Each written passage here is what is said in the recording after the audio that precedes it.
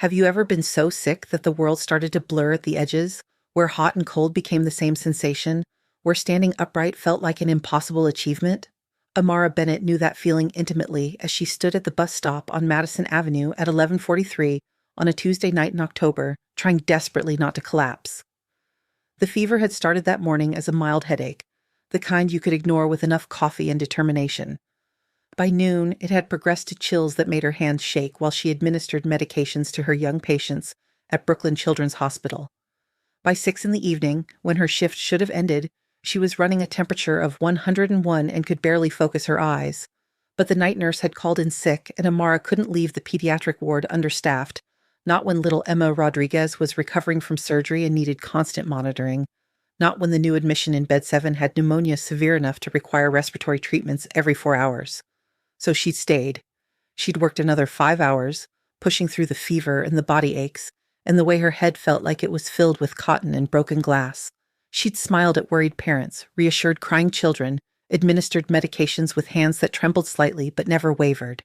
She'd done her job the way she always did, with complete dedication and zero regard for her own well-being.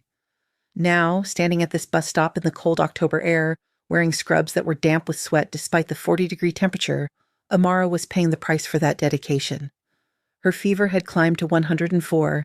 She knew that because she'd checked it in the staff bathroom before leaving, had seen the digital thermometer flash that alarming number and thought distantly that she should probably go to the emergency room instead of trying to get home. But the emergency room meant hours of waiting, meant calling her roommate to come get her, meant admitting that she'd pushed herself too far again. Easier to just get on the bus, ride the 45 minutes to her apartment in Queens, take some fever reducer and sleep it off. She'd be fine. She was always fine. Except that the bus was late and the world was starting to tilt in ways that had nothing to do with the Earth's rotation. Amara gripped the metal pole of the bus stop shelter, feeling the cold seep through her palms, using the sensation to anchor herself to reality. People walked past her on the sidewalk, dozens of them, heading home from late shifts or nights out, bundled in coats and scarves against the October chill. Nobody looked at her twice. Why would they? New York was full of tired people in scrubs, full of exhausted healthcare workers trying to get home after brutal shifts. Nobody noticed that her brown skin had an ashy, grayish undertone that spoke of serious illness. Nobody noticed that she was shaking so hard the metal pole rattled slightly. Nobody noticed that her eyes were glassy and unfocused, that she was barely managing to stay upright, that every breath seemed to cost her something vital. A businessman in an expensive suit walked past, talking loudly into his phone about quarterly projections. A young couple strolled by, laughing about something, wrapped up in each other and their own happiness. A group of college students rushed past, arguing about where to get late-night pizza. An elderly woman with a shopping cart full of belongings pushed past, muttering to herself. Nobody stopped. Nobody asked if she was okay. Nobody seemed to notice that Amara Bennett was dying on her feet at a bus stop on Madison Avenue. The world tilted sharply and Amara felt her grip on the pole weaken. The concrete rushed up to meet her, and she had just enough awareness left to think that this was going to hurt, that falling unconscious on a New York City sidewalk was probably the worst possible place to be vulnerable, that she should have gone to the emergency room when she had the chance. She hit the ground hard, the impact jarring through her already aching body. The cold concrete felt almost good against her fever-hot skin for about 3 seconds before everything went black. Amara had no idea how long she was unconscious. Could have been seconds or minutes or hours. Time lost all meaning in the fever-induced darkness, but she became aware of several things simultaneously as consciousness returned in fragmented pieces. First, she was no longer on the ground. She was being lifted, held against someone's chest with surprising gentleness, given the strength she could feel in the arms that held her. Second, she was moving, being carried somewhere, and whoever was carrying her was tall enough that her head rested against a shoulder that seemed very far from the ground. Third, there was a voice, deep and smooth with an accent she couldn't quite place, speaking rapid Italian into what sounded like a phone. Amara tried to open her eyes, but her eyelids felt like they weighed 1,000 pounds. Tried to speak, but her throat was too dry, her tongue too swollen. All she managed was a small sound, barely more than a whimper, but it was enough to make the person carrying her adjust their grip, pulling her closer against their chest. "Stai tranquilla," the voice said, switching from Italian to accented English. "Be still. You're safe now. I'm getting you help." The words should have been alarming. Should have triggered all of Amara's survival instincts about accepting help from strangers in New York City, but there was something in that voice, some quality of absolute certainty and command, that made her relax slightly in those strong arms. She felt herself being placed in what had to be a car, leather seats soft beneath her, a seatbelt being fastened across her chest with careful hands. Then the car was moving, and the voice was speaking again, this time giving commands to someone else. Drive faster, she's burning up. Temperature has to be at least 104, maybe higher. Yes, I'm certain. I know what fever looks like. Call Dr. Russo, tell him to meet us at the estate. Tell him to bring everything he needs to treat severe influenza or pneumonia. I don't care if it's midnight. Tell him I'll pay triple his usual fee. Just get him there. The words filtered through Amara's fever-addled brain slowly. Estate, private doctor, someone who could command medical professionals to appear at midnight. She should be worried about that. Should be wondering who this man was and where he was taking her. But the fever made thinking coherently impossible. And honestly, even if she'd had full control of her faculties, it was hard to be too concerned when someone was actively trying to save her life, after dozens of people had walked past her dying body without a second glance. The car ride seemed to last both forever and no time at all. Amara drifted in and out of consciousness, aware of the vehicle's smooth acceleration, of the voice continuing to speak in rapid Italian, of a cool hand pressing against her forehead, and then withdrawing with what sounded like a curse. Troppo caldo, the voice muttered. Much too hot. How long has she been sick like this? Working a full shift in this condition? Pazza. Then they were stopping, and she was being lifted again, carried with that same careful strength. Cool air that smelled like expensive cologne and old wood. Stairs beneath, whoever was carrying her, climbing with a steady rhythm that barely jostled her. A bedroom, she thought dimly, as she was placed on sheets that felt like clouds, soft and cool against her burning skin. More voices, multiple people now. The original voice, still speaking with that tone of absolute command. Another voice, older, speaking in heavily accented English about vital signs and tests and medications. Hands touching her, professional and impersonal, checking her pulse and temperature and blood pressure. 104.6, the older voice said. Respiratory rate elevated, blood pressure low, signs of severe dehydration. When did this start? I found her collapsed at a bus stop 20 minutes ago. The first voice replied. She's wearing scrubs from Brooklyn Children's Hospital, so she's medical personnel. Probably been working sick. Foolish girl, the older voice said, but there was warmth in it. Healthcare workers are the worst about taking care of themselves. We're going to need to bring this fever down immediately. Start an IV, get fluids into her, give her acetaminophen and ibuprofen. I'll need to do a full examination, but my initial assessment is severe viral infection, possibly influenza. She's young and otherwise healthy, so prognosis is good if we treat aggressively. Amara felt the prick of an IV needle in her arm, the cool rush of fluids entering her system, gentle hands, removing her shoes, covering her with a light blanket. Something cold and damp being placed on her forehead. Medications being administered. Then, blessedly, sleep claimed her again, deeper this time, pulling her under into darkness that felt less like drowning and more like sanctuary. When Amara woke up, the first thing she noticed was that she didn't feel like death warmed over anymore. Her head still ached, her body still felt weak and shaky, but the consuming fever that had made every breath agony had broken. She was still warm, still definitely sick, but functional in a way she hadn't been for the past 12 hours. The second thing she noticed was that she had absolutely no idea where she was. The bedroom was enormous, easily 3 times the size of her entire apartment in Queens.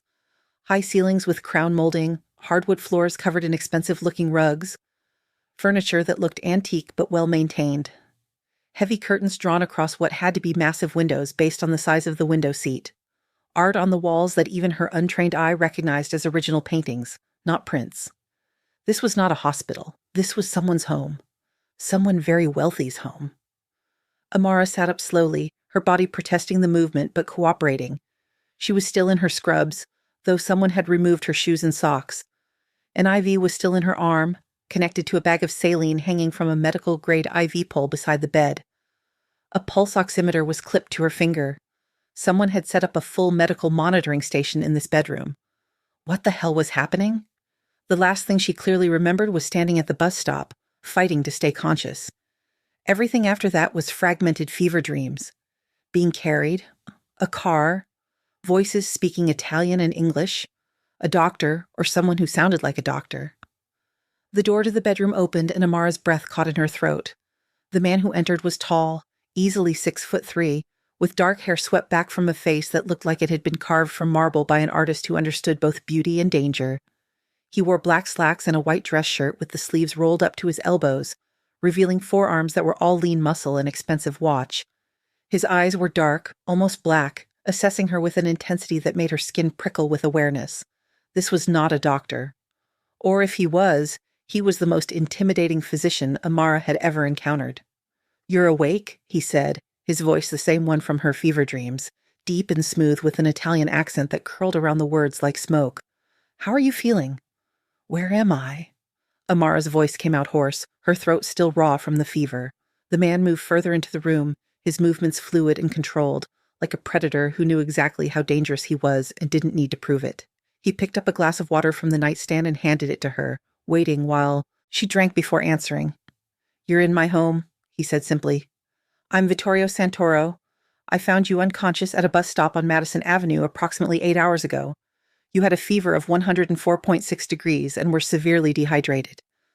I brought you here and had my personal physician treat you." Amara's mind raced, trying to process this information. Vittorio Santoro. The name meant nothing to her, but the way he carried himself, the casual mention of a personal physician, the obvious wealth of this house, all pointed to someone with significant power and resources. "You should have taken me to a hospital," she said, even though the practical part of her brain knew that a hospital emergency room at midnight would have meant hours of waiting, would have meant missing work tomorrow, would have meant medical bills she couldn't afford. "The hospital was my second choice," Vittorio replied, his dark eyes never leaving her face. "My first choice was to get you immediate medical attention from someone I trust, in an environment where you could rest properly. Dr. Russo has been my family's physician for 30 years. He's treated everything from gunshot wounds to pneumonia. Your fever was life-threatening. Every minute counted." "Gunshot wounds?" Amara repeated, latching onto that detail because it seemed important. Vittorio's expression didn't change, but something flickered in his eyes, some acknowledgement that he'd revealed more than he intended. "I run several businesses in New York. Not all of them operate during regular business hours. Accidents happen." That was the most diplomatic way Amara had ever heard someone describe what was clearly criminal activity. She should be scared, should be demanding to leave immediately, should be calling the police, or at least her roommate. But she was still weak from the fever, still had an IV in her arm, and honestly, the man had saved her life when dozens of other people had walked past her dying body without stopping. "What's your name?" Vittorio asked, pulling a chair closer to the bed and sitting down like he had all the time in the world. "Amara Bennett," she said, then added, "I'm a pediatric nurse at Brooklyn Children's Hospital." "I know," Vittorio replied. "Your hospital ID badge was in your pocket. I had someone call the hospital to let them know you were ill and wouldn't be at work today. They were surprisingly unsympathetic, mentioned that you'd already worked overtime yesterday despite being visibly sick." Amara felt a flush of embarrassment that had nothing to do with fever. "The night nurse called out. I couldn't leave the ward understaffed." "You almost died from that dedication," Vittorio said flatly. "Your temperature was dangerously high. Another hour, maybe 2, and you would have been in serious trouble. Seizures, organ damage, death. That's what happens when people ignore severe illness to work overtime shifts." "I didn't realize how sick I was," Amara protested weakly. "You're a nurse?" Vittorio countered. "You knew exactly how sick you were.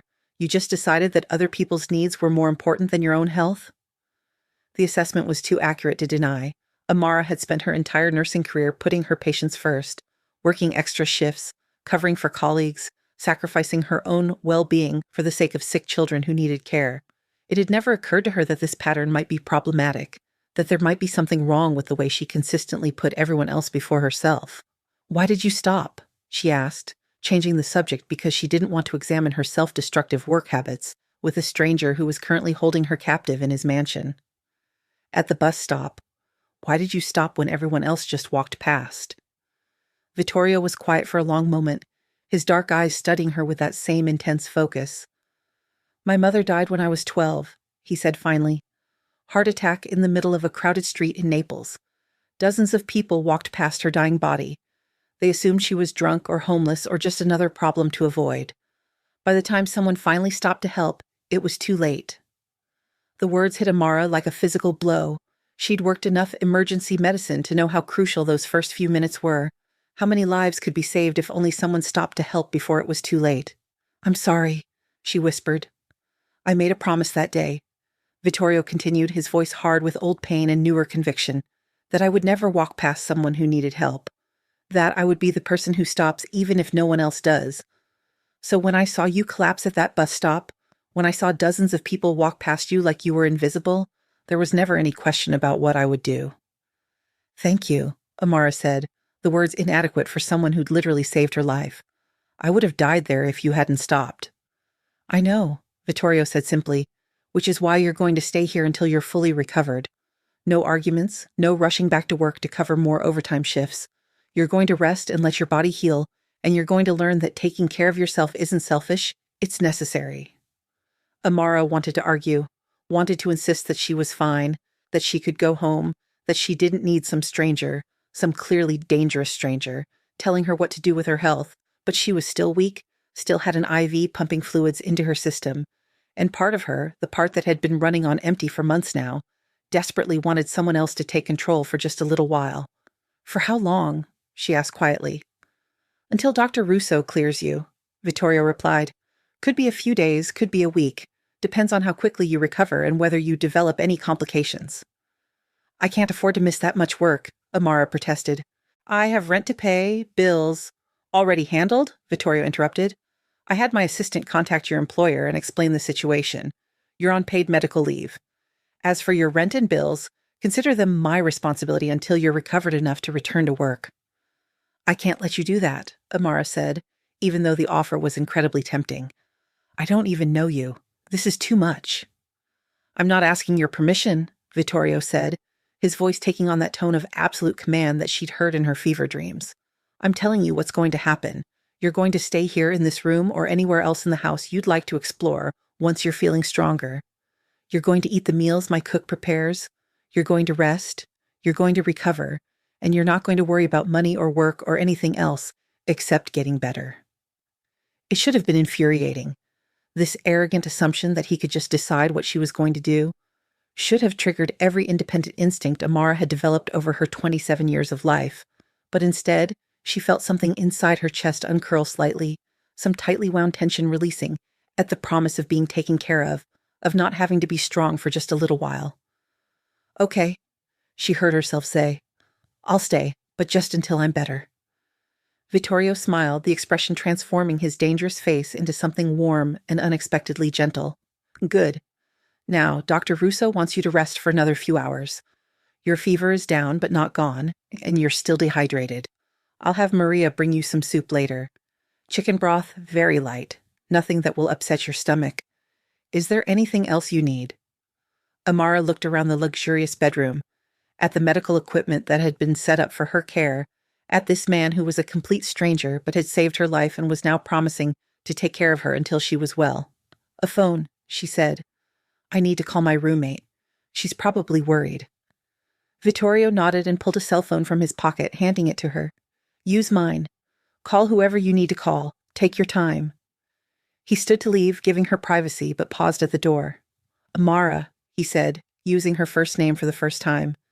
"You can trust me. I know you have no reason to believe that, but it's true. You're safe here. No one will hurt you. You have my word."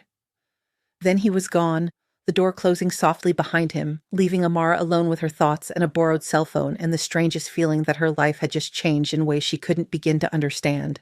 The next 3 days passed in a blur of rest and recovery, but each day brought new revelations about the man who'd saved her life and the world he inhabited. Amara's fever broke completely by the second day, the aggressive treatment and constant monitoring pulling her back from the edge of serious complications. She woke on the third morning feeling almost human again, weak and shaky, but no longer burning up with that consuming fever that had made even breathing feel like an impossible task. Dr. Russo visited twice daily, his weathered face stern but kind as he checked her vitals and adjusted her medications. He was nothing like the impersonal hospital physicians Amara was used to working with. He asked detailed questions about how she felt, listened carefully to her answers, and treated her recovery with the kind of personalized attention that had become rare in modern medicine. "You're young and strong," he told her on the third day, as he removed her IV with practiced efficiency. Your body bounced back quickly once it got the rest it needed. But Vittorio was right to bring you here instead of sending you to a hospital emergency room. You needed continuous monitoring for the first 48 hours. If that fever had spiked again, if you developed complications, the response time here was immediate. In a hospital ER at midnight, you might have waited hours before anyone noticed you were in crisis. The statement was a damning indictment of the healthcare system Amara worked in, and she felt a flush of shame that had nothing to do with her lingering illness. She knew he was right. She'd seen it happen countless times. Patients in the ER waiting area growing sicker while overwhelmed staff triaged more critical cases, people slipping through the cracks because there simply weren't enough doctors and nurses to monitor everyone adequately. "How much do I owe you?" Amara asked, dreading the answer because private physician house calls, especially middle-of-the-night emergencies with intensive monitoring, had to be astronomically expensive. Dr. Russo waved a dismissive hand, his wedding ring catching the light from the bedroom window. "Vittorio takes care of my fees. You owe me nothing except a promise that you'll take better care of yourself going forward. Healthcare workers are the worst patients, always putting everyone else first until their own bodies rebel. But you can't pour from an empty cup, signorina. Remember that." After he left, Amara slowly explored the house, her strength returning incrementally but her legs still weak from days in bed. She moved carefully, one hand trailing along walls for support, taking her time on the stairs that connected the 3 floors of the brownstone. The place was enormous, easily 5,000 square feet, in what she eventually realized was the Upper East Side, one of the most expensive neighborhoods in Manhattan. Every room was furnished with the kind of understated luxury that spoke of old money and careful taste. Nothing flashy or ostentatious, just quality materials and timeless design that would look elegant in any decade. The artwork on the walls was original, not prints. Amara didn't know much about art, but she could recognize the difference between a reproduction and something created by human hands. Some pieces looked like they might be from the Italian Renaissance, religious scenes rendered in rich colors and meticulous detail. Others were more modern, abstract shapes and bold colors that somehow worked perfectly with the classical architecture. She found herself drawn to the library, a 2-story room with floor-to-ceiling bookshelves accessible by a rolling ladder that looked like something from a movie set. The collection was extensive and eclectic, everything from leather-bound classics in Italian to modern thrillers to medical textbooks that surprised her. Amara pulled down a copy of Gray's Anatomy, the comprehensive medical reference, and found detailed notes in the margins, questions, and observations written in the same bold handwriting she'd seen on documents in Vittorio's study. He'd studied human anatomy with the same thorough attention he probably applied to everything in his life. "Finding anything interesting?" Vittorio's voice came from the doorway, making her jump slightly. He leaned against the frame, wearing casual clothes for the first time since she'd regained full consciousness. Dark jeans that fit perfectly, a soft gray sweater that made his dark eyes look almost black. He looked younger like this, less intimidating than when he wore his usual expensive suits. "You have medical textbooks?" Amara said, holding up the anatomy reference. "I like to understand how things work," Vittorio replied, moving into the library with that same fluid grace that characterized all his movements. "Bodies, businesses, systems of power. It's all connected if you look closely enough." "That's a very clinical way of looking at it," Amara observed. "I'm a very clinical person," Vittorio said with a slight smile. "Ask anyone who works for me. I make decisions based on data and logic, not emotion. Except when it comes to finding unconscious nurses at bus stops, apparently. That was pure instinct." Amara found herself smiling back. "I'm glad your instinct won that particular argument." "So am I," Vittorio said softly. "Come on. If you're feeling strong enough to explore, let me give you a proper tour. There's more to see than just the library." He showed her through the house with obvious pride, pointing out features she'd missed during her fever-addled arrival. The kitchen where an elderly woman named Maria presided over gleaming copper pots and fresh ingredients, humming Italian opera while she prepared what smelled like an incredible dinner. The formal dining room that could seat 20, with a table made from a single piece of walnut and chairs that looked like they belonged in a museum. The smaller breakfast room with windows overlooking a private garden where late autumn flowers still bloomed in carefully tended beds. "This is beautiful," Amara said, looking out at the garden where chrysanthemums and late-blooming roses created splashes of color against the fading green. "How long have you lived here?" 10 years, Vittorio replied, standing beside her at the window, close enough that she could feel the warmth radiating from his body. I bought it after my father died, needed a fresh start away from our family home in Brooklyn. That house had too many memories, too many ghosts. This place felt right from the moment I walked through the door. Close to the city, but private enough for peace. Room to grow, but intimate enough to feel like home. Your father, Amara said carefully, remembering what he'd mentioned about his mother dying when he was young. What happened to him? Vittorio was quiet for a long moment, his expression distant. Cancer, pancreatic. By the time they caught it, there was nothing to do but make him comfortable. He lasted 6 months from diagnosis to death, and every day he fought like hell to hold on. Not because he was afraid to die, but because he wanted to make sure the family business was secure, that I was ready to take over, that everyone who depended on him would be taken care of. There was deep respect in Vittorio's voice, along with old grief that had never quite healed. Amara understood that feeling intimately, the way loss could settle into your bones and become part of who you were. He sounds like he was a good man, she said quietly. He was complicated, Vittorio corrected. Good in many ways, ruthless in others. He built an empire from nothing, created opportunities for people who had none, protected neighborhoods that the police had written off as hopeless. But he also did things that kept me up at night, made choices I wouldn't make, drew lines in different places than I do. And you're different? Amara asked. I try to be, Vittorio said. I've spent the last 10 years trying to move our operations toward legitimacy, reducing the criminal elements, building legal businesses that can sustain everything without relying on activities that could put people in danger.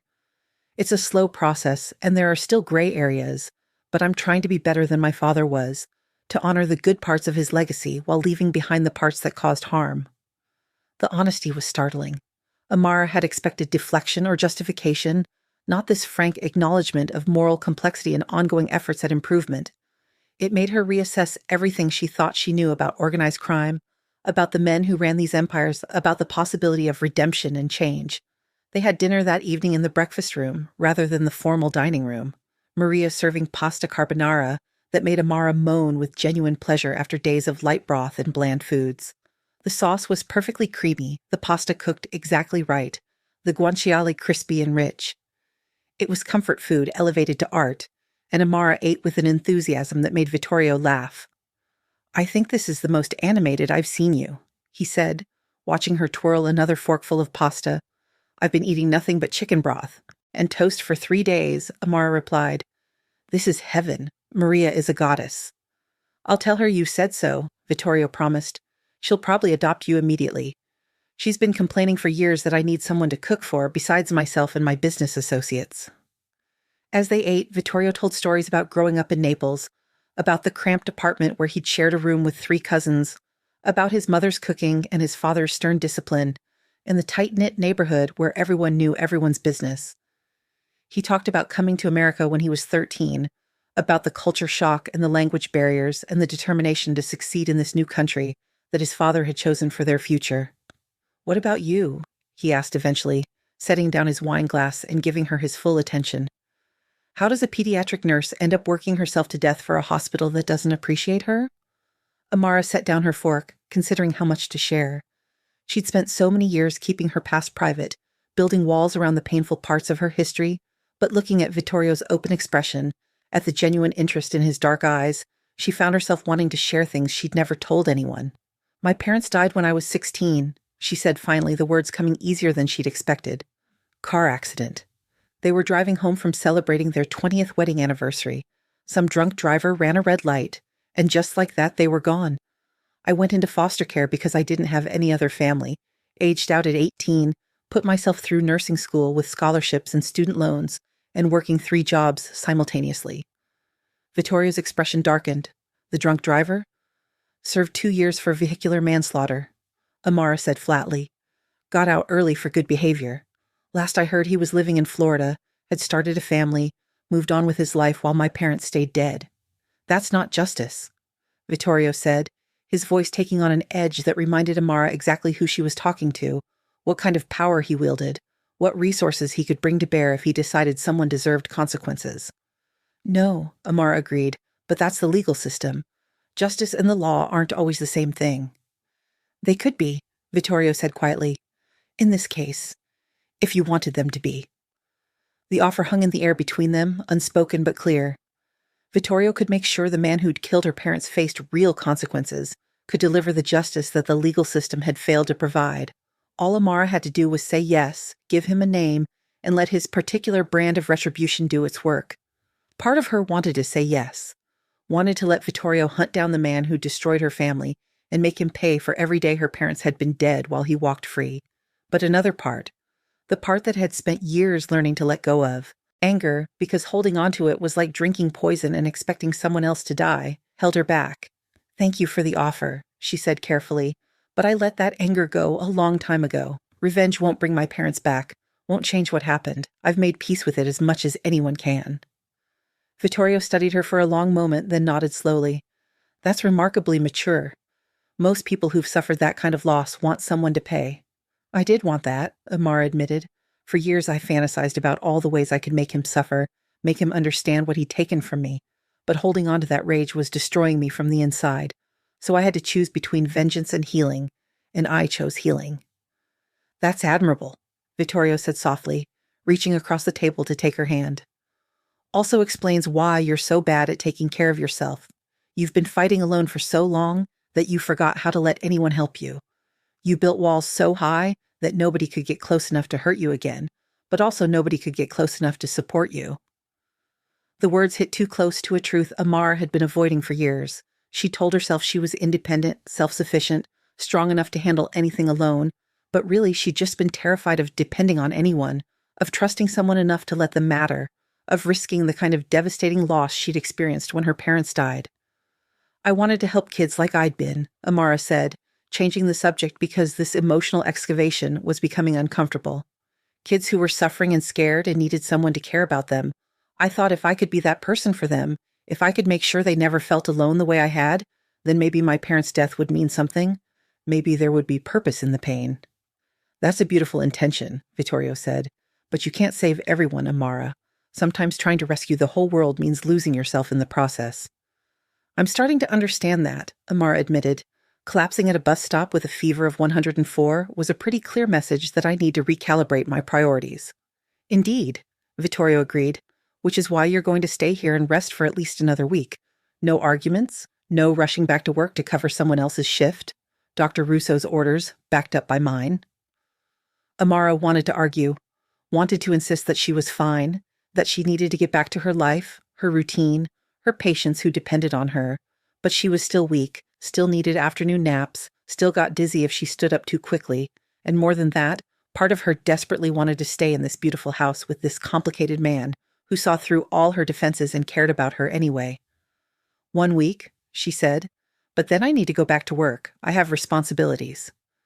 "1 week minimum," Vittorio countered, "and when you do go back, it will be with new boundaries that protect your health. No more working sick, no more double shifts unless absolutely necessary, no more sacrificing yourself for a system that would replace you in a heartbeat." "The hospital needs," Amara started. "The hospital needs better staffing and management," Vittorio interrupted firmly. "What they don't need is to work dedicated nurses literally to death, because it's cheaper than hiring adequate personnel. You're not being noble by working yourself into the ground, Amara. You're being exploited, and I won't stand by and watch it happen." The words were harsh but true.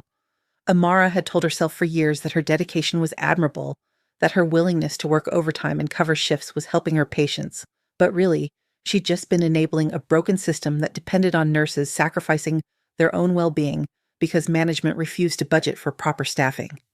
"I'll think about it," she said finally, which was more of a concession than she planned to make. "Good," Vittorio said, satisfied. "Now finish your dinner before it gets cold. Maria will be offended if you don't clean your plate."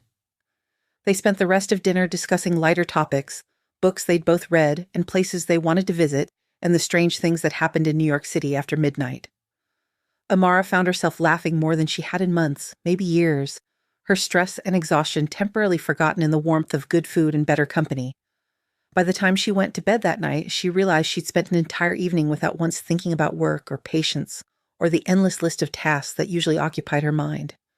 Realized that she felt safer in this house with this dangerous man than she'd felt in her own apartment in months.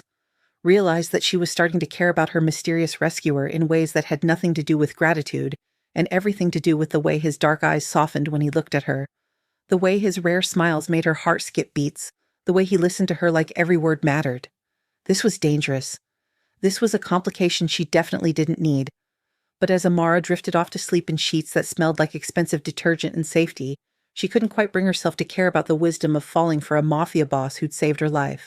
On the 5th day of her recovery, Dr. Russo declared Amara well enough to move around freely, but insisted she needed at least another week of rest before even thinking about returning to work. The fever was completely gone. Her strength was returning steadily, but her body had been through significant trauma and needed time to fully heal. Amara had protested, of course, arguing that she felt fine, that she needed to get back to her life, her routine, her patients who depended on her care and expertise. Your patients will survive without you for 2 weeks. Dr. Russo said firmly, his tone brooking no argument. You almost didn't survive working yourself to death for a hospital that clearly doesn't value your well-being.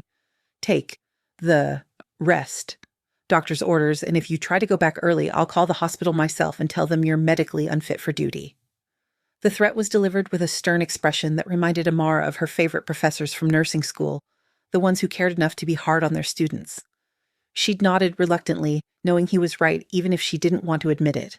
So Amara found herself with a week of unexpected freedom in Vittorio's house, days stretching ahead with no responsibilities beyond healing and rest. It should have felt luxurious, decadent even, but for someone who'd spent the last decade working constantly, the sudden lack of structure was almost frightening. She filled her days with small activities, careful not to overexert herself but needing to feel productive.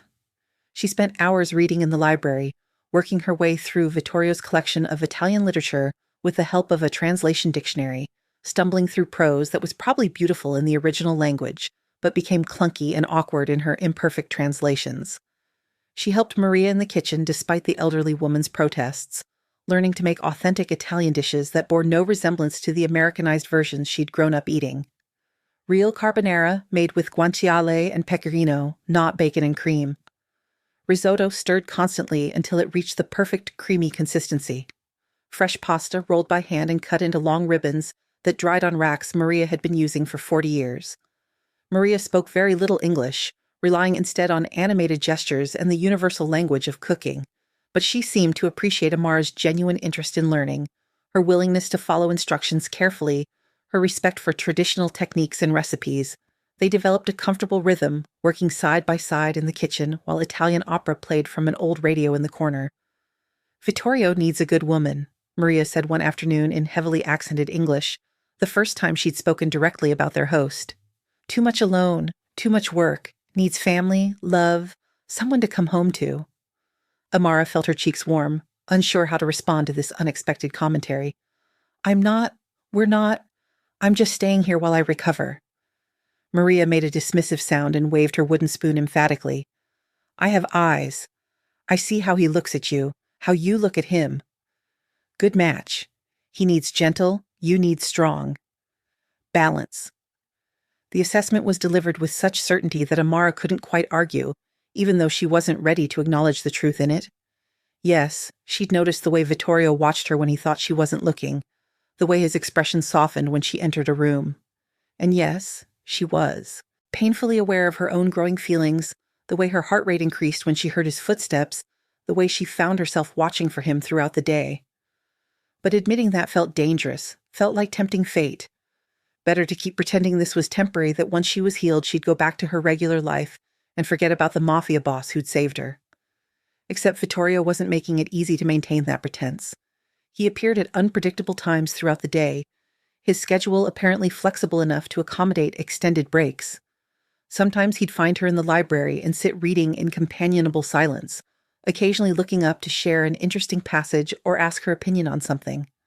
Other times he'd join her and Maria in the kitchen, taste-testing dishes and offering commentary in rapid Italian that made Maria laugh and swat at him with dish towels.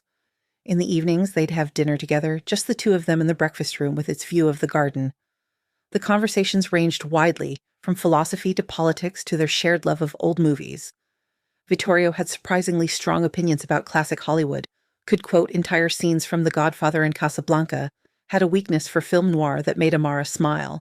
I thought you'd hate The Godfather, she said one evening over perfectly prepared osso buco. Given your profession? Vittorio laughed, the sound warm and genuine. Everyone assumes that.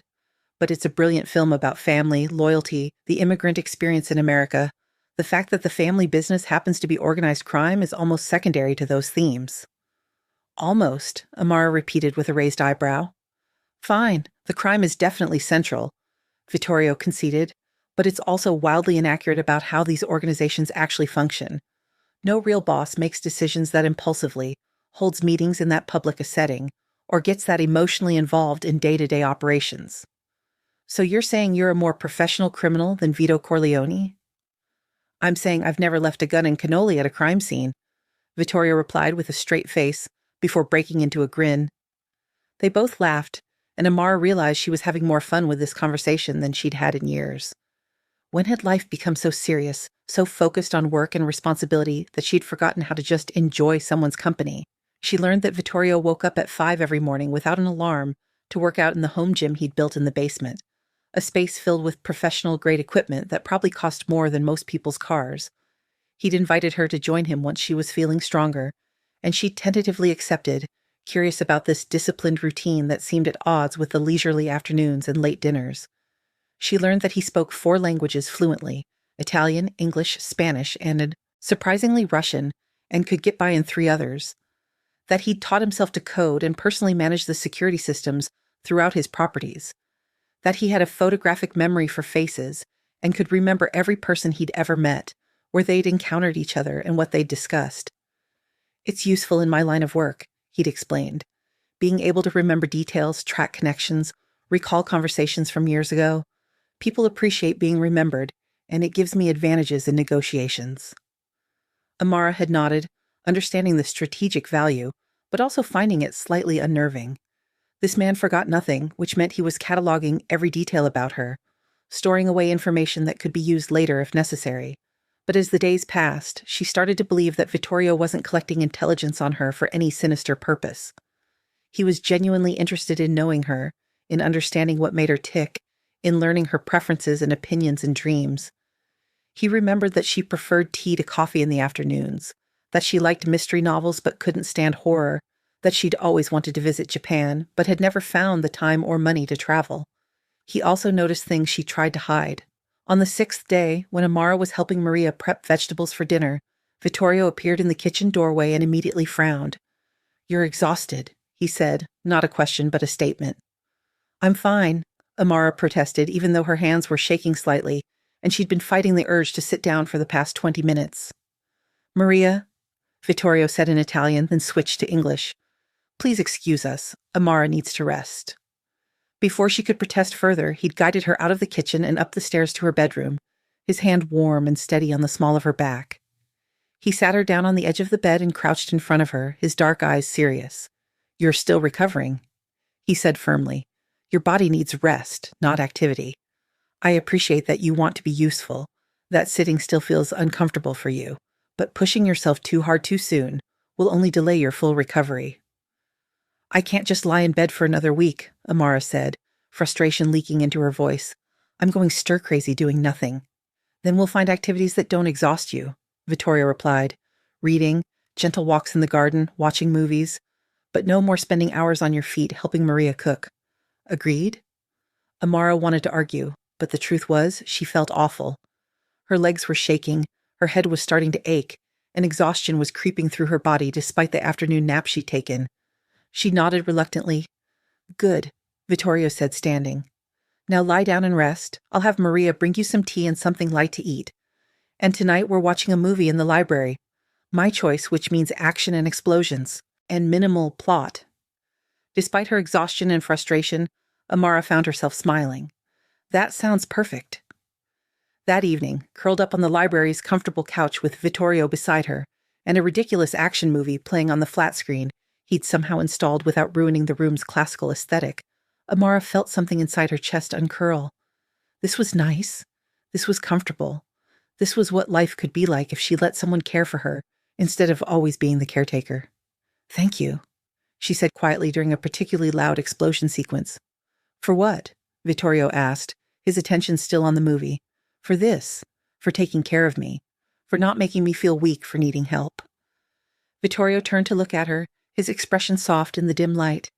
"Needing help doesn't make you weak, Amara. It makes you human. We all need support sometimes. The strong thing is accepting it instead of suffering alone out of pride. The words settled into her heart, challenging a belief she'd held for over a decade. Maybe strength wasn't about handling everything alone. Maybe it was about being brave enough to trust someone else, to be vulnerable, to let yourself need people. She leaned her head against Vittorio's shoulder, a gesture that felt natural and right, and felt his arm come around her, pulling her closer against his side. They stayed like that for the rest of the movie, comfortable in each other's company, building something that was starting to feel remarkably like trust. They were sitting in the library on the 7th evening, rain pattering against the windows, when Vittorio finally asked the question that had been hovering between them all week. "What happens when you're fully recovered?" Amara looked up from the book she'd been pretending to read, meeting those dark eyes that had become increasingly difficult to look away from. "I go back to my life, I suppose.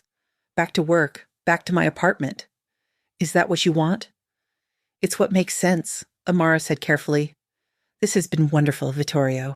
You saved my life and gave me a week to recover in luxury I could never afford on my own. But it's not real. This isn't my world." "It could be," Vittorio said quietly. Amara's breath caught. "What are you saying?"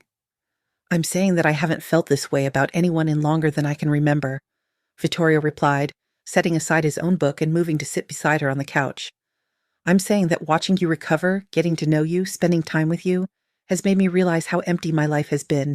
I'm saying that I don't want you to leave." "Vittorio," Amara started, but he placed a finger gently against her lips. "Let me finish," he said. "I know this is fast. I know we barely know each other.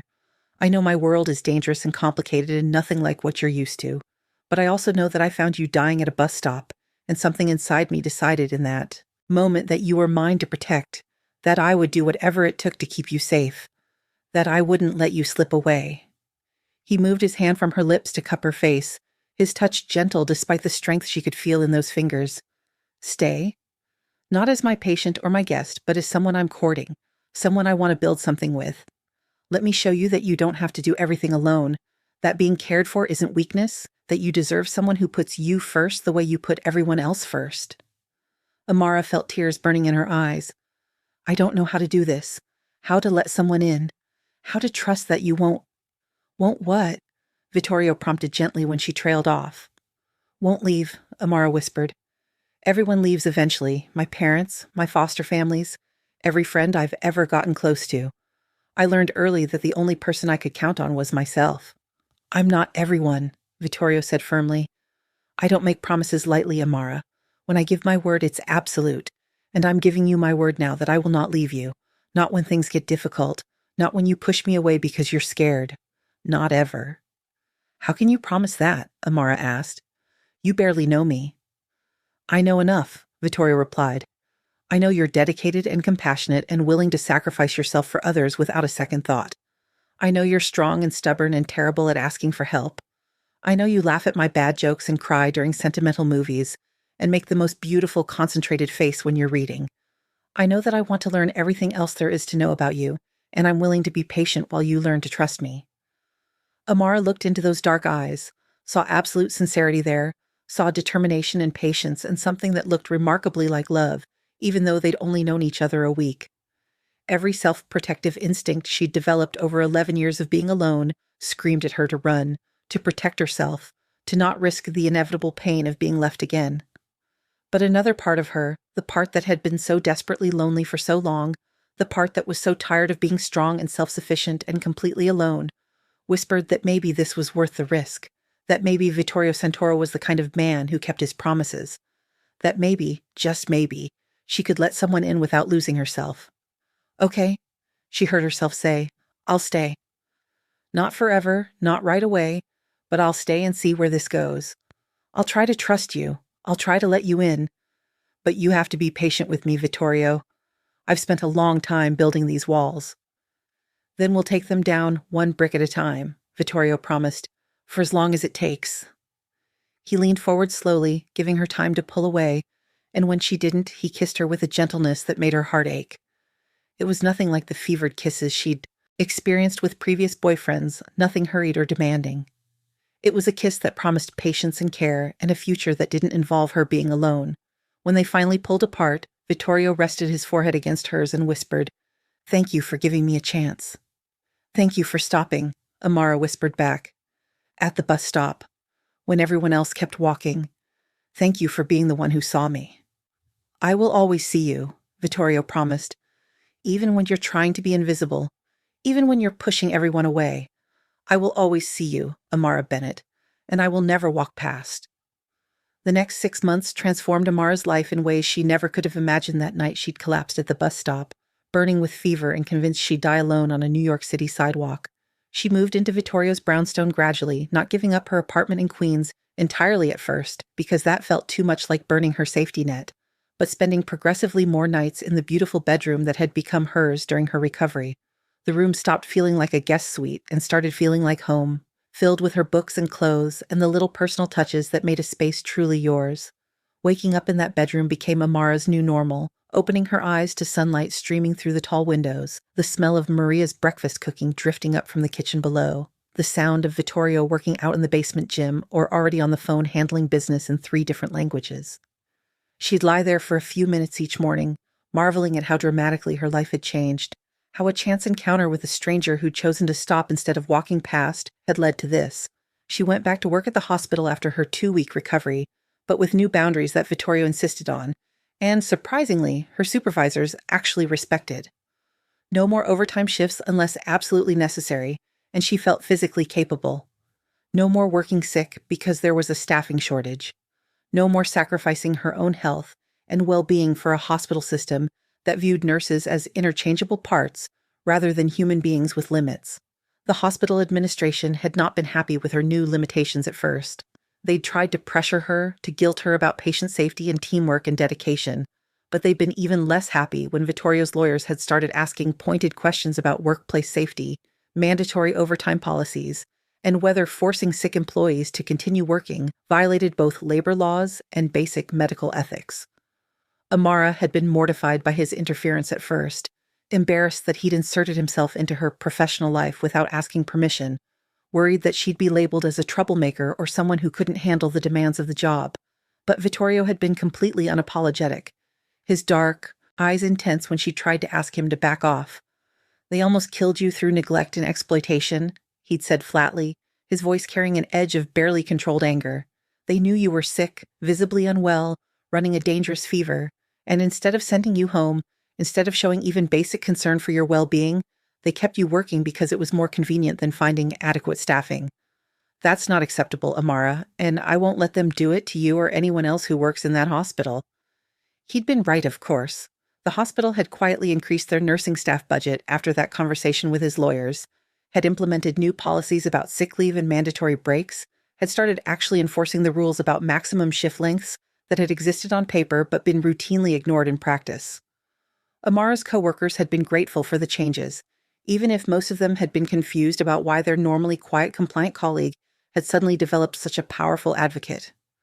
Amara didn't tell them about Vittorio, about who he really was or what he did. Her relationship with him existed in a careful, separate world from her professional life, a private sanctuary that she protected fiercely. Let her coworkers think she'd hired a particularly aggressive lawyer. Let them assume she'd suddenly developed a spine about workplace conditions. Let them believe whatever story made sense to them. The truth was too complicated, too dangerous to share with people who couldn't understand that world, because the truth was that she'd fallen completely, irrevocably in love with an Italian Mafia boss who ruled a criminal empire with the same careful precision and strategic thinking he used to brew perfect espresso. Who could negotiate million-dollar deals involving international shipping and offshore accounts in the morning, then spend the evening helping her study for her advanced certification exam in paediatric emergency care, patiently quizzing her on protocols and procedures, who commanded absolute loyalty from dangerous men but melted into gentleness whenever she walked into a room, his entire demeanor softening in ways his associates found both amusing and touching. She learned his world slowly, carefully, with Vittorio as her patient guide through the complicated ecosystem of organized crime in New York City. She met his associates, the men who ran his various operations, tough men with hard eyes and dangerous reputations, who treated her with careful, almost courtly respect, because Vittorio had made it absolutely clear that she was under his protection, and any disrespect toward her would be taken as a personal insult. There was Antonio, his second in command, a man in his 50s who'd worked for Vittorio's father and transferred his loyalty seamlessly to the son. He had a wife and 3 daughters and showed Amara pictures of his grandchildren with obvious pride. There was Marco, who handled the import-export businesses and had a degree in international business from NYU. There was Luca, the youngest of the inner circle at 28, who managed the nightclubs and had dreams of opening a legitimate restaurant chain someday. These men weren't the stereotypical thugs Amara had expected from movies and television. They were businessmen who happened to operate in gray and sometimes black markets, who solved problems with strategy and negotiation more often than violence, who cared deeply about their families and communities. They donated to local charities, sponsored youth sports teams, showed up for neighborhood cleanup days. They were complicated, contradictory, human in ways that challenged all of Amara's preconceptions about organized crime. She learned to recognize the signs of trouble in Vittorio's world, the subtle tells that meant something had gone wrong or was about to, the tight set of his jaw when a business deal fell through, the way his accent thickened when he was angry or stressed, his English becoming more heavily flavored with Italian vowels and rhythms. The coded phone calls in the middle of the night, rapid Italian that she couldn't quite follow but knew meant problems somewhere in the empire. She learned that he kept his promises absolutely, with a reliability that was almost startling to someone who'd spent years expecting disappointment. When he said he'd be home for dinner, he was there, even if it meant leaving important meetings early or rescheduling conference calls. When he said he'd never lie to her, he meant it, telling her uncomfortable truths about his business when she asked direct questions, never trying to protect her from the reality of his world by sugarcoating or omitting details. When he said he wouldn't leave her, he proved it day after day through 1,000 small gestures and major decisions that said she was his priority, she mattered. She was worth fighting for. And slowly, brick by careful brick, Amara's walls came down. Not all at once, not in some dramatic breakthrough moment, but gradually, in increments so small she barely noticed until she looked back and realized how far she'd come. She learned to ask for help when she needed it, to accept that requiring support didn't make her weak or burdensome. Learned to accept care without feeling like she owed something in return, without constantly calculating how to repay kindness.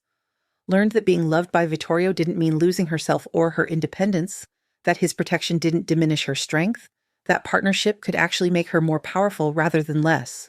She started therapy again, something she'd done briefly after her parents died but had abandoned once she'd aged out of foster care and lost access to subsidized mental health services.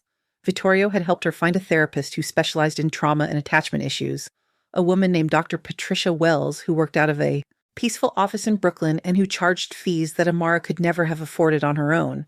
"I'll pay for it," Vittorio had said when Amara had protested the cost. "Consider it an investment in our future together. You deserve to heal from everything you've been through, to process the trauma and loss, to build healthy patterns. Let me help you access the care you need." The therapy sessions became a weekly ritual, a safe space where Amara could unpack the complicated emotions that came with survival and loss and learning to trust again. Dr. Wells helped her understand that she hadn't been weak for staying isolated for so long, that her independence had been a survival strategy that had served its purpose. But now that she was in a safer place with reliable support, she could start to relax those defenses and learn healthier ways of relating to people. Through all of this, through the therapy and the boundary setting at work and the gradual integration into Vittorio's world, their relationship deepened and matured. The initial intensity didn't fade, but instead transformed into something more solid, more sustainable. Late-night conversations that lasted until dawn, talking about everything from philosophy to their favorite childhood memories. Quiet mornings sharing coffee and newspapers in companionable silence. Dinners with friends and family, Vittorio's associates and their wives, Maria fussing over everyone and making sure plates were never empty. They took a trip to Italy 3 months into their relationship, visiting Vittorio's grandmother in Sicily and the house where he'd grown up before emigrating to America. Nonna Santoro was a tiny woman with steel gray hair and sharp dark eyes that missed nothing, who took one look at Amara and declared her bellissima, before pulling her into a tight hug that smelled like lemons and lavender. Nonna spent 3 days teaching Amara to make traditional Sicilian dishes, recipes that had been passed down through generations, while sharing stories about Vittorio's childhood that made him blush and try to change the subject. She talked about his mother, about the woman who died in a crowded street while people walked past, about how that tragedy had shaped the man Vittorio had become. "He has a good heart," Nonna said in heavily accented English while they rolled out pasta dough together. "Strong but gentle, like his mother. Not like his father, who was all hardness. You are good for him. He smiles more now, laughs more. You remind him how to be human, not just business and power." Amara had felt tears prick her eyes at the observation, at the idea that she could offer Vittorio something valuable, that this relationship wasn't just him saving her, but something more mutual and balanced. She'd always worried that she had nothing to give him beyond her presence, that she was taking far more than she could ever return. But maybe that wasn't true. Maybe love wasn't about keeping score, but about complementing each other, about bringing out the best in your partner, about creating something together that neither could build alone. 6 months after collapsing at that bus stop, Amara found herself standing in Vittorio's study one evening, watching him work through paperwork with the reading glasses he pretended not to need but kept in his desk drawer, and marveling at how completely her life had transformed. She'd gone from a woman who was literally working herself to death, who had no close relationships, who existed in a state of constant exhaustion and isolation, to someone who felt genuinely happy for the first time in over a decade. "I can feel you staring," Vittorio said without looking up from the contract he was reviewing, a smile playing at the corners of his mouth. "Just admiring the view," Amara replied, moving to perch on the edge of his desk. Vittorio set down his pen and removed his glasses, giving her his full attention. "Something on your mind?" "I was thinking about that night," Amara said, "at the bus stop. How different my life would be if you'd just walked past like everyone else did." "I would never have walked past," Vittorio said firmly. "Even if I didn't know you, even if there was no possibility of this," he gestured between them, "I still would have stopped. That's who I am." "I know," Amara said softly. "That's one of the things I love most about you. You see people who are invisible to everyone else. You stop when others keep walking. You care when it would be easier not to." "You love me?" Vittorio asked, his voice careful like he was afraid of the answer. They danced around those words for months, showing their feelings through actions but never quite saying them out loud. Amara had been too scared, too worried that saying it would make it real, would make her vulnerable in ways she wasn't ready for. But sitting there in his study, looking into those dark eyes that had seen her at her absolute worst and decided she was worth saving, worth keeping, worth loving back, Amara found she wasn't scared anymore. "I love you," she said clearly. "I'm in love with you, Vittorio Santoro, with your terrible action movie taste and your perfect espresso and the way you remember every little thing I tell you, with your strength and your gentleness and the way you make me feel safe enough to be vulnerable, with all of it, all of you, even the parts that scare me sometimes." Vittorio stood and pulled her into his arms, holding her close against his chest. "I love you too," he murmured into her hair. "From the moment I saw you collapse at that bus stop, I knew you were going to change my life. I just didn't know how completely. You've made me better, Amara, made me want to be the man you see when you look at me with those beautiful eyes." They stood like that for a long moment, wrapped in each other's arms until Vittorio pulled back slightly and reached into his desk drawer.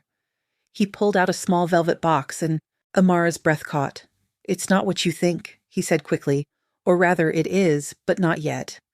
I know we're not ready for that, but I wanted you to have this." He opened the box to reveal a delicate necklace, a pendant shaped like a heartbeat on an ECG monitor, rendered in white gold with tiny diamonds marking the peaks. "It's beautiful," Amara breathed. "Your heartbeat," Vittorio explained. "The first time Dr. Russo checked your vitals, I had him send me a copy of your monitor readout. This is that exact rhythm, the moment I knew you were going to survive, that I hadn't found you too late. I wanted you to have it as a reminder that you're alive, that you survived, that you're here with me." Tears streamed down Amara's face as Vittorio fastened the necklace around her throat. It settled just above her heart, a constant reminder of the night that had changed everything, of the man who had stopped when everyone else walked past. "I don't deserve you," she whispered. "Yes, you do," Vittorio replied firmly. "You deserve someone who sees how extraordinary you are, who appreciates your strength and your kindness and your dedication. You deserve someone who will never let you face the world alone again. You deserve to be loved completely, without reservation, without conditions, and I plan to spend the rest of my life proving that to you." 8 more months passed in a blur of happiness that Amara had never imagined possible. She excelled at work, her new boundaries actually making her a better nurse because she wasn't constantly exhausted and sick. She grew closer to Vittorio's inner circle, the men who ran his empire accepting her presence with genuine warmth once they understood how important she was to their boss. She met Vittorio's grandmother, a tiny Italian woman who lived in Sicily and flew to New York for her grandson's birthday, bringing homemade limoncello and strong opinions about everything. Nonna Santoro had taken one look at Amara and declared her perfetta, then spent 3 days teaching her to make traditional Sicilian dishes while sharing embarrassing stories about Vittorio's childhood. Amara watched Vittorio run his empire, legal and illegal, with a strategic brilliance that was honestly terrifying. He was kind to those who deserved it and ruthlessly efficient with those who didn't. He protected his community, ensured his businesses provided good jobs with fair wages, and dealt with threats so decisively that they rarely appeared twice. She learned that his version of organized crime wasn't like the movies.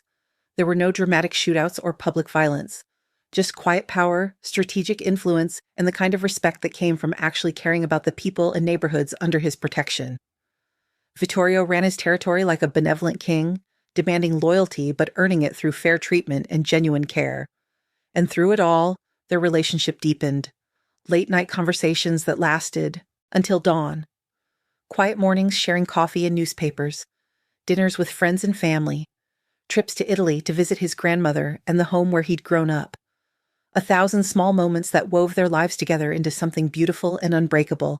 On a cool evening in late October, exactly 1 year after the night Amara had collapsed at the bus stop, Vittorio took her back to that exact location. Madison Avenue, the same shelter, the same bench, where she'd tried so desperately to stay conscious.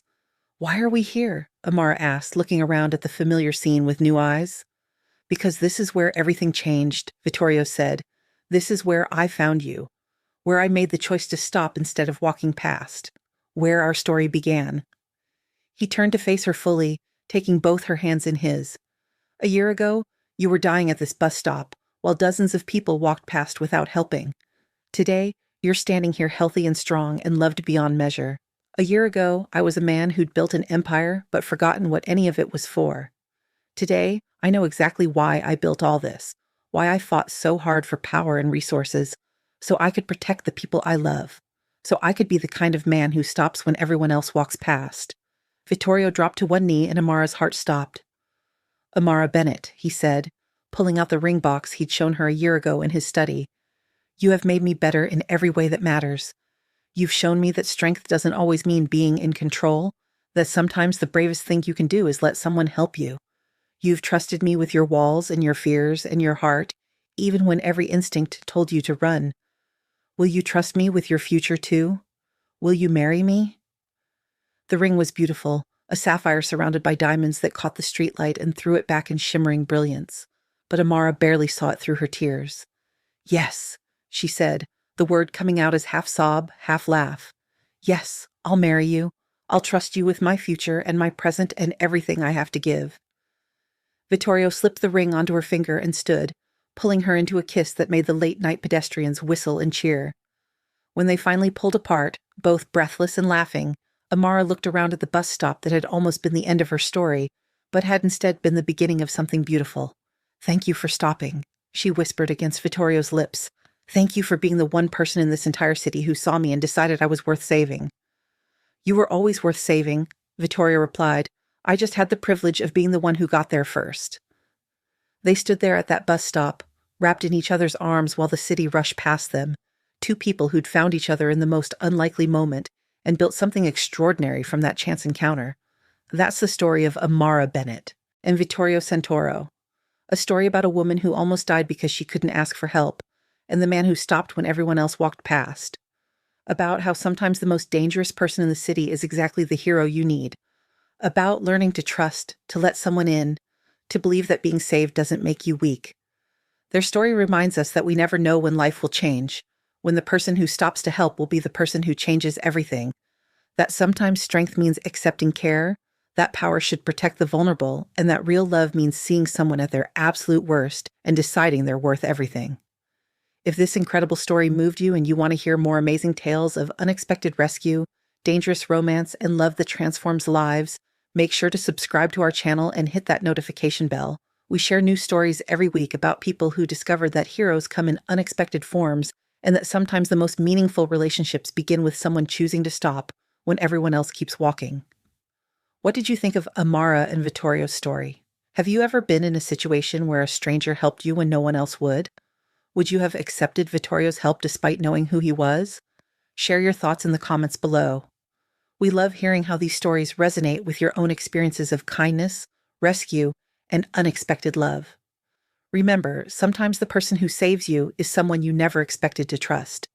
Sometimes being vulnerable enough to accept help is the bravest thing you can do. And sometimes the most dangerous choice leads to the safest love. Thanks for listening, and we'll see you in the next story.